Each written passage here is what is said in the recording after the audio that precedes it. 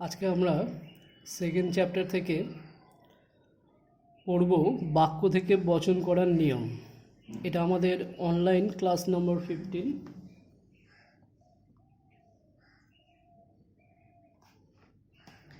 বাক্য থেকে বচন করার নিয়ম জানতে গিয়ে প্রথমে কিছু সাধারণ নিয়ম আছে যেগুলো সব বাক্য থেকে বচন করার সময় কাজে লাগে, আর কিছু বিশেষ নিয়ম আছে, সেই বিশেষ নিয়মগুলো পরে জানবো। আগে আমরা সাধারণ নিয়মগুলো জানি। সাধারণ নিয়ম হচ্ছে যে বাক্যের মধ্য থেকে যখন আমরা বাক্য থেকে যখন বচন করব, তখন বাক্যের মধ্যে থেকে আমরা শুধু উদ্দেশ্য আর বিধেয় পদটাকেই বচনে নিয়ে আসব। বাক্যের উদ্দেশ্য পদ কোনটা? উদ্দেশ্য পদ কাকে বলে? যার সম্পর্কে কিছু বলা হয় সেটাই হচ্ছে উদ্দেশ্য পদ। তো এখানে দেখো কার সম্পর্কে কিছু বলা হচ্ছে? বৃত্ত সম্পর্কে বলা হচ্ছে, তাহলে বৃত্তটা হচ্ছে উদ্দেশ্য পদ। আর বিধেয় পদ কোনটা? উদ্দেশ্য পদের সম্পর্কে যা কিছু বলা হয় সেটাই হচ্ছে বিধেয় পদ। তো বৃত্ত সম্পর্কে কি বলা হচ্ছে? যে তা বৃত্ত গোলাকার, তাহলে গোলাকারটা হচ্ছে বিধেয় পদ। এইভাবে তোমাকে আগে চিনতে হবে বাক্যের মধ্যে উদ্দেশ্য পদ কোনটা আর বিধেয় পদ কোনটা। চেনার জন্য মনে রাখবে যে উদ্দেশ্য পদ হচ্ছে সেটাই যার সম্পর্কে কিছু বলা হবে, আর বিধেয় পদ হলো সেটাই উদ্দেশ্য সম্পর্কে যা বলা হবে সেটাই হচ্ছে বিধেয় পদ। এটা আমাদের মাথায় রাখতে হবে। এইভাবে উদ্দেশ্য বিধেয় পদ চিনলে, চেনার পর যখন তুমি এবার বচন করতে আসবে, তখন বচনের তো অনেকগুলো নিয়ম আছে, বাক্য থেকে বচন করার নিয়ম আছে, সেই নিয়মগুলো তোমাকে প্র্যাকটিস করে করে মনে রাখতে হবে। তো আমি বাক্য থেকে বচন করার সাধারণ নিয়মগুলোই আলোচনা করি আগে। তো একটা নিয়ম জানলে যে বাক্যের যেটা উদ্দেশ্য পদ আর বিধেয় পদ থাকবে সেটাকেই শুধু বচনে আনতে হবে, বাকি যে পদগুলো থাকবে, শব্দগুলো থাকবে, সেই শব্দগুলো কিন্তু বচনে আসবে না, বা আসলেও আসবে না, কিন্তু সেটা যদিও আসে তো অন্যভাবে আসবে। কীরকম ব্যাপারটা আমি বলে দিই। যখন একটা বাক্য থেকে এইভাবে বচন করবে, তখন প্রথমে এদিকে তোমাকে LF লিখতে হবে। LF, এল মানে লজিক্যাল, এফ মানে ফর্ম, লজিক্যাল ফর্ম দিয়ে এইভাবে একটা দাগ দিলে এবার তোমাকে চিনতে হবে এই বাক্যটার মধ্যে এমন কিছু থাকবে যেটা দেখে তুমি বুঝতে পারবে যে সেটা এ বচন। অর্থাৎ আমি নিয়মের কথা বলছি। একটা নিয়ম আমি বলে দিই, যেমন একটা নিয়ম আছে, বাক্যের মধ্যে যদি সব কথাটা থাকে আর বাক্যটা যদি সদর্থক হয়, হ্যাঁ বাচক হয়, তাহলে সেই বাক্যটাকে আমরা এ বচনে নিয়ে আসব। এখানে সব আছে আর বাক্যটা সদর্থক আছে, মানে নঙর্থক কোনো চিহ্ন নেই। এটা যে সদর্থক বাক্য, তুমি বাক্যটা দেখেই বুঝতে পারছো, তাহলে এটা এ বচন হবে, আমি শিওর হয়ে গেলাম। এবার এ বচনের যেটা আকার, ওই যে বলেছিলাম চারটা নিরপেক্ষ বচনের যে আকার, সেই আকারটা আমাদের মাথায় রাখতে হবে। দেখো এখন ওই চারটা বচনের আকার এখন এখানে লজিক করতে গিয়ে কাজে লাগছে। এ বচনের আকারে কি হচ্ছে? প্রথমে যে পরিমাণকটা বসছে সেটা হচ্ছে সকল। এটা এ বচন হলে এই সকল কথাটাই বসবে, আর অন্য কোনো কথা এখানে বসবে না। এবার বাক্যের মধ্যে যেটা উদ্দেশ্য আছে সেটা এবার বচনে নাও। বাক্যের মধ্যে উদ্দেশ্য আছে বৃত্তই। আচ্ছা, এখানে একটা কথা বলে রাখি, বাক্যের উদ্দেশ্য পদের সঙ্গে আরও অনেক বর্ণ বা শব্দ যুক্ত থাকতে পারে, সেগুলো কিন্তু নেব না। যেটা পিওর উদ্দেশ্য সেটাই নেব। এখানে বৃত্তই, হস্যই লাগানো আছে, এই হস্যইটা কিন্তু এখানে আসবে না। আবার অনেক সময় গুলি, যেমন ছেলেগুলি মেধাবী, তো গুলি কথাটা কিন্তু এখানে আবার আসবে না, শুধু ছেলেটাই আসবে। তাহলে যেটা কি বলবো, যেটা একদম বিশুদ্ধ উদ্দেশ্য, শুধু সেই উদ্দেশ্যটাই নেব। উদ্দেশ্য পদের সাথে হস্যই, গুলি, রা, এই শব্দগুলো কিন্তু আর উদ্দেশ্য পদের বচনে উদ্দেশ্য পদের সঙ্গে আসবে না। তাহলে এখানে এই হস্যইটা আমি লিখব না, শুধু বৃত্তটা নিব। তাহলে সকল বৃত্ত। এবার এ বচনের যে আকার, সেই আকার অনুযায়ী উদ্দেশ্য পদের পর হয় বসে, অর্থাৎ এ বচনের গুণটা হচ্ছে হয়। এবার বাক্যের মধ্যে যে বিধেয়টা থাকলো সেই বিধেয়টা আমি এখানে লিখে দিলাম, গোলাকার।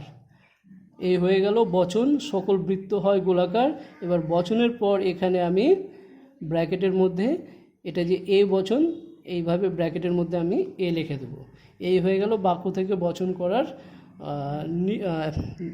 এটা হচ্ছে মূল ব্যাপার। এবার এর জন্য অনেকগুলো নিয়ম আছে, সেই নিয়মগুলো আমাদের এক এক করে জানতে হবে। তা আমি ছিলাম সাধারণ নিয়মের মধ্যে। সাধারণ নিয়ম একটা বললাম যে বাক্যের উদ্দেশ্যপদ আর বিধেয়পদ যেটা থাকবে সেটাই বসবে, অন্য শব্দগুলো বসবে না, বসলে অন্যভাবে বসবে। অন্যভাবে বসবে বলতে এখানে যে সব আছে, এখানে সবটা হয়ে গেল সকল। তাহলে এখানে এটা একটা নিয়ম বললাম যে শুধু উদ্দেশ্য বিধেয় বসবে, আর যে শব্দগুলো থাকবে সেই শব্দগুলো হুবাহু বসবে না, বাক্যে বচনের যেটা আকার সেই আকার হিসেবে বসবে। 3 নম্বর সাধারণ নিয়ম হচ্ছে যে বাক্যের যেটা অর্থ, বাক্য যেটা বলতে চাচ্ছে মিনিংটা, সেই মিনিংটাই কিন্তু বচনে এসে চেঞ্জ হচ্ছে না, অর্থ একই থাকছে। তো এটা নিয়ে অত ভাববার কিছু নেই, হালকা অল্পভাবে জেনে রাখো যে বাক্যের যেটা অর্থ বচন করার সময় সেই অর্থটা যাতে পাল্টে না যায়, অন্যরকম হয়ে না যায়। আচ্ছা, এরপরের নিয়ম হচ্ছে তোমাকে সব সময় বচন করার সময় এই ফরম্যাটটা, এই আকারটা তোমাকে মেনে চলতে হবে। যেমন উদ্দেশ্য পদের আগে প্রথমেই পরিমাণক থাকবে, এটা হচ্ছে পরিমাণক। তারপরে উদ্দেশ্য পদ থাকবে, তারপরে সংযোজক থাকবে, আর তারপরে বিধেয় পদ থাকবে। এটা হচ্ছে ওই যে 4 প্রকার নিরপেক্ষ বচন আছে, এ, ই, আই আর ও। এই 4 প্রকার নিরপেক্ষ বচনের আকারের মধ্যে দেখবে প্রথমে পরিমাণক থাকবে, তারপর উদ্দেশ্য, তারপর সংযোজক, তারপর বিধেয়।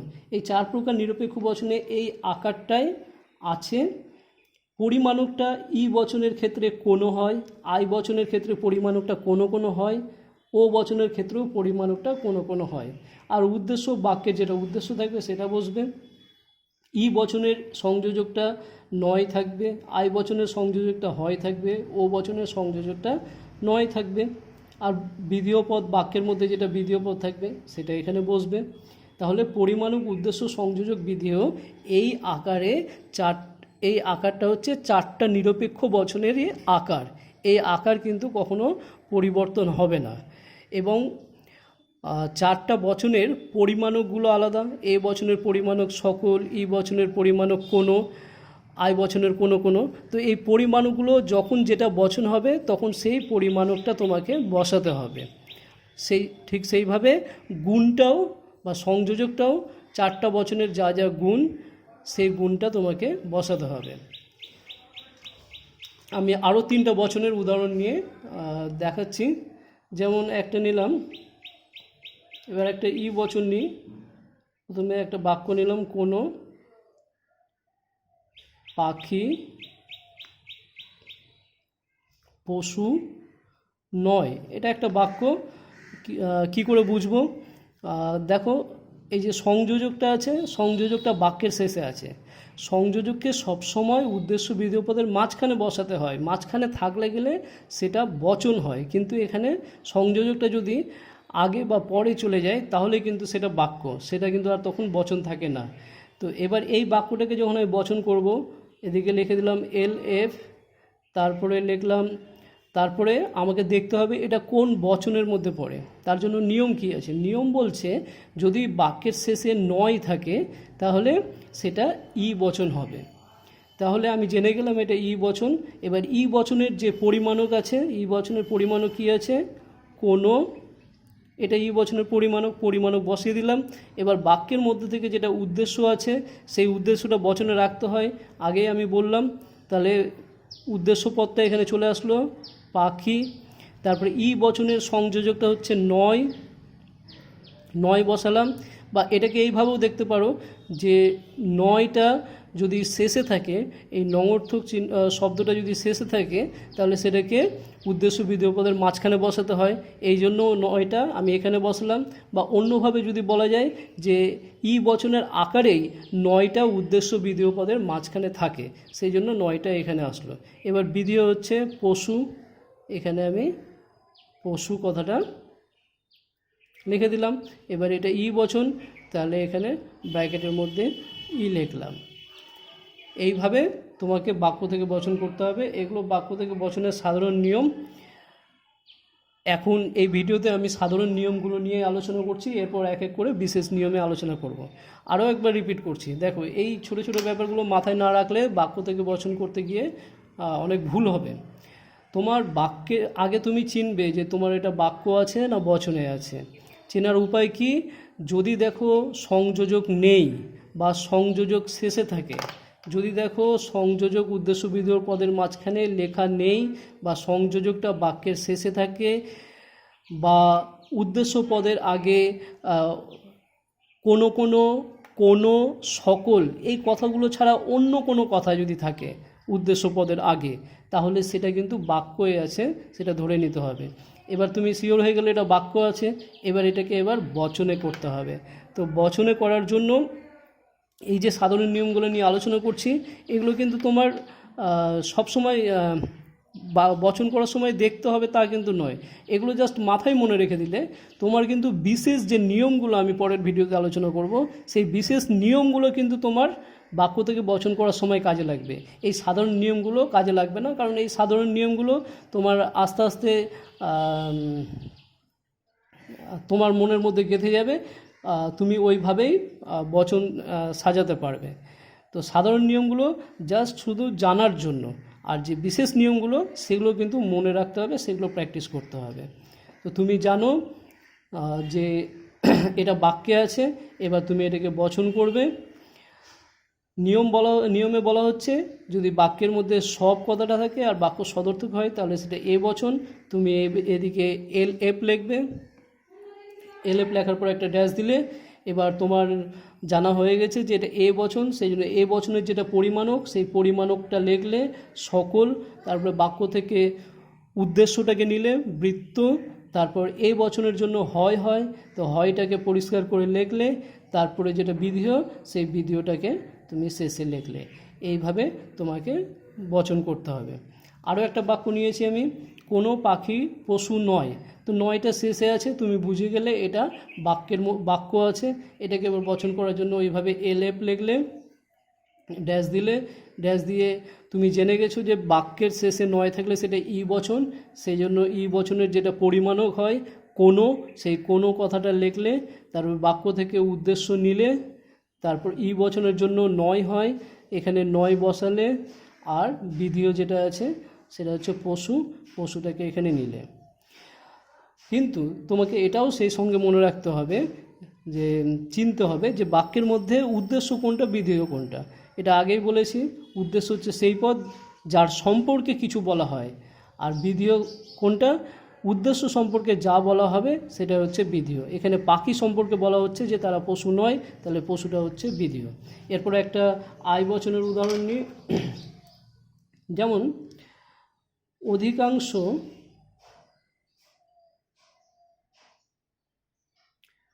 ছাত্র মেধাবী হয়। এখানেও দেখো তুমি আগে চেনো যে এটা বাক্য না বচনে আছে। দেখো উদ্দেশ্য পদের আগে ওই সকল, উদ্দেশ্য পদের আগে সকল, কোনো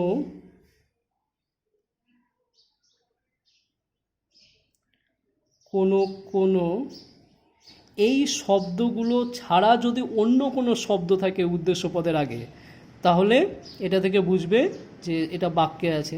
তাছাড়া আর একটা নিয়ম, যদি হয় বা নয় কথাটা বাক্যের শেষে থাকে তাহলে বুঝবে সেটা বাক্যই আছে।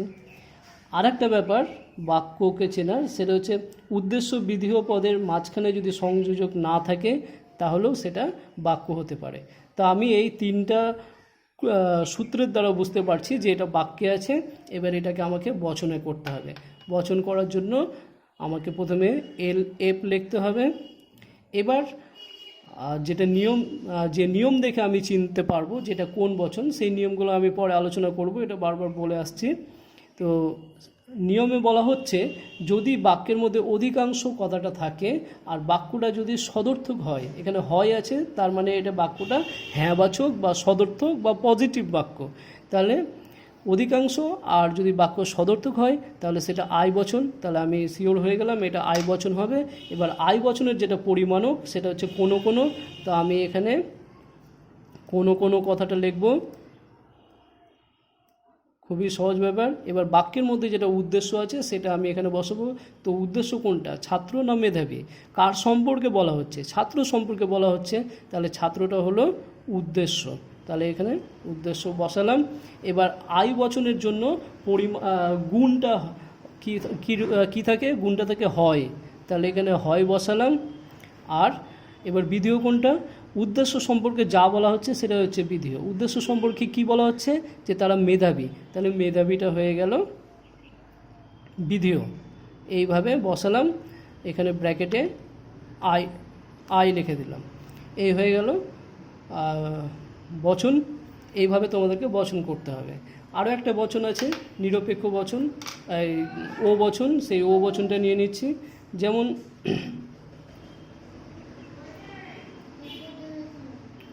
সব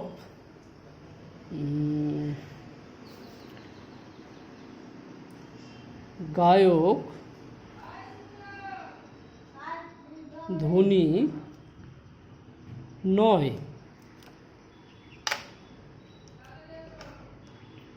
আচ্ছা, আমার মনে প্রথম প্রশ্ন আসবে যে এটা বাক্য আছে না বচন আছে।